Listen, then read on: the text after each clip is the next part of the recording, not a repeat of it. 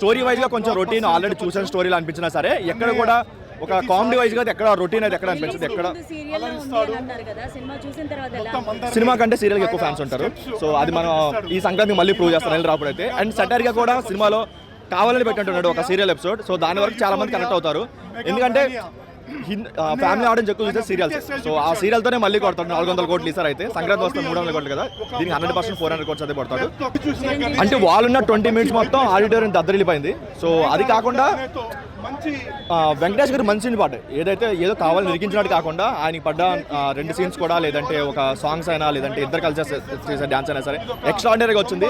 ఆయన 20 మినిట్స్ వరకు black busters of. దానికి ఎలా అంట ఫస్ట్ హాఫ్ వరకు ఎమోషన్ చాలా బాగున్నాయి. సో చాలా మనం డాడీ మూవీలో ఏదైతే ఒక చిరుని చూసామో ఆ లెవెల్ అనిపించింది. బట్ సెకండ్ హాఫ్ ఎందుకో ఆ ఎమోషన్ మిస్ అయింది. అది కొంచెం ఇంకేదైనా ఎండింగ్ కొంచెం ఎమోషనల్గా పెట్టుంటే బాగుంటుంది అనిపించింది. బీజిఎం చాలా బాగుంది. సో సాంగ్స్ ఏదైతే ఉన్నాయో చాలా బాగున్నాయి.